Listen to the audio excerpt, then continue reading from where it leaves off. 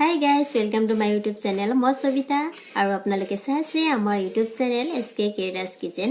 Friends, আজি বহুত দিন হল মই আপোনালোকৰ লগত ভিডিও শেয়াৰ কৰা নাছিলো। অলপ সলপ শেয়াৰ কৰিছিলো নহয় জানো, কিন্তু বহুত দিনৰ মূৰে মূৰে শেয়াৰ কৰি আছো। তো অলপ বিজি এইকেইদিন অলপ বিজি হৈ আছো। আপোনালোকে সবেই গম পাই চাগে মোৰ এতিয়া 5 মাহৰ ল'ৰা এটা আছে। তাৰ কাৰণে মই বহুত বিজি আছিলো। এতিয়াও মই বিজি হৈ আছো।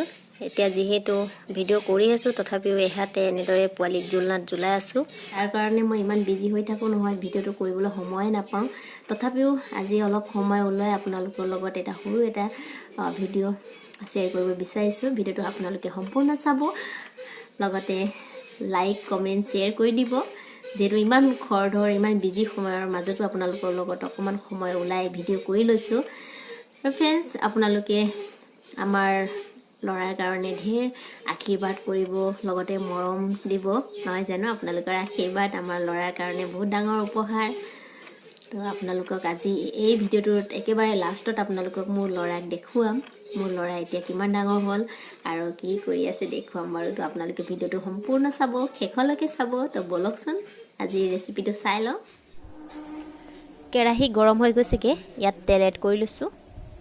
তেল ভালকে গৰম হৈ যোৱাৰ পিছত ইয়াতে মই কেইটামান পাঁচফোৰণ ফৰাই লৈছো। লগতে কাটি থোৱা পিয়াজখিনিও দি দিছো আৰু দুটামান ইয়াতে শুকান জলকীয়া ভাঙি দি দিছো।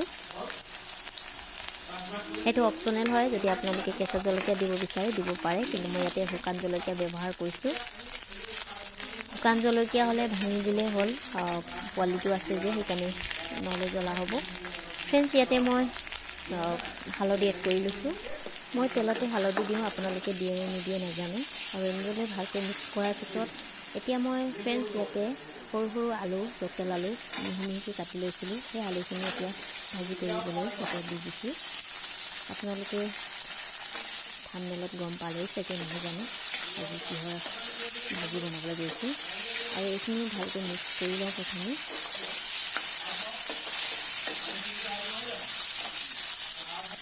লগতে ইয়াতে এতিয়া আন্দাজমতে নিমখ এড কৰিম। আপোনালোকৰ পৰিমাণটো নিজে চাই নিমখ সোৱাদ অনুযায়ী এড কৰি ল'ব। এতিয়া এইখিনি ভালকৈ মিক্স কৰি লওঁ প্ৰথমে। একেবাৰে চিম্পুল আৰু সময়ো কম বনাবলৈ, খাবলৈ সোৱাদ লগা। আমি দুইটাই এইটো খাই ভাল পাওঁ, সেইকাৰণে এইটো বনাওঁ। মানে মাজে সময়তে এনেদৰে ভাজি কৰি খাই বৰ ভাল লাগে।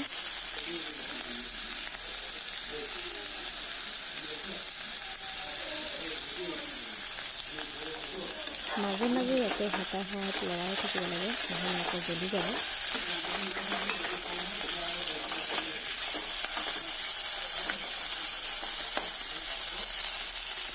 আপোনালোকে যদি এই আলু ফ্ৰাই ভাজি আপোনালোকে যদি শুকান ৰুটি বা লুচিৰ লগত খাব বিচাৰে তেতিয়াও খাব পাৰিব।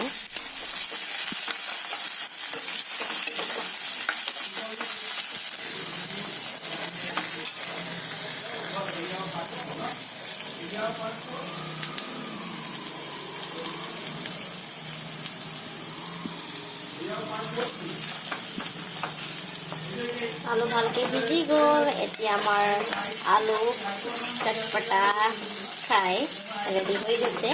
একেবাৰে মুৰমুৰীয়া কৰিব নালাগে, এইখিনি হ'লে হ'ল আৰু চব ইমান ধুনীয়াকৈ ভাজি হৈ গৈছে।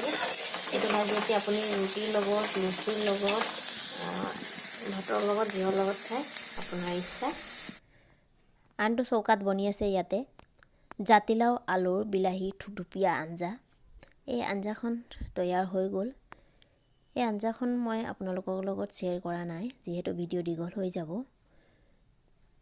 আঞ্জাখন ৰেডি হৈ গ'ল আৰু ওপৰৰ পৰা কেইটামান ধনিয়া পাতো কাটি দি দিলোঁ। এতিয়া আমাৰ যিখিনি আলু ভাজি আছিলে সেইখিনি এবাৰ ভালকৈ লৰাই লওঁ। ভাজিখিনি 80% সিজা হৈ গ'ল। ইয়াতকৈ আৰু বেছি মুৰমুৰীয়া কৰিব নালাগে। বেছি মুৰমুৰীয়া কৰিলে মানে খাই বেয়া লাগে। তো এইকণ হ'লে খুব টেষ্টি হয় খাবলৈ। তাৰপিছত এইকণ আলু ভালকৈ সিজি গৈছেগৈ। এতিয়া আমি আলুখিনি সিজা হৈ গ'ল, তো গেছৰ ফ্লেমটো অফ কৰি লওঁ। এতিয়া মই গৰমে গৰমে প্লেট এখনত আপোনাক চাৰ্ভ কৰি দেখুৱাম কেনেকুৱা বনিছে চব্জি। এয়া চাওক, মুৰমুৰীয়া আলু ফ্ৰাই আপুনি এইটো যিহৰ লগত খায় আপোনাৰ কথা যদি লুচিৰ লগত খাব বিচাৰে খাব পাৰে শুকান ৰুটিৰ লগতো ভালে লাগিব আৰু আমি আজি এনে দিনৰ খানা ভাতৰ লগতে খাম বাৰু আমি সেইকাৰণে বনাইছোঁ একেবাৰে টেষ্টি আৰু এইবিলাক লোকেল আলু হয়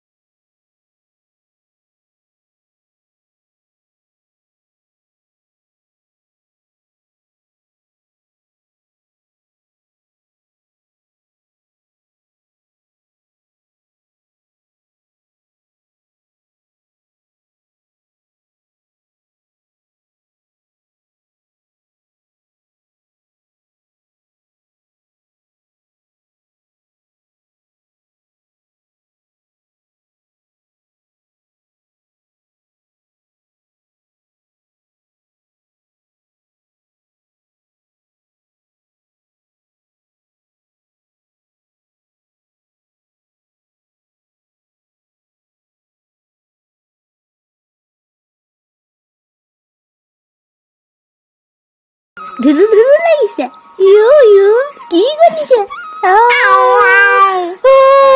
কথা পাতিব লাগে দেহা ইমান সৰুতে কথা পাতিব লাগে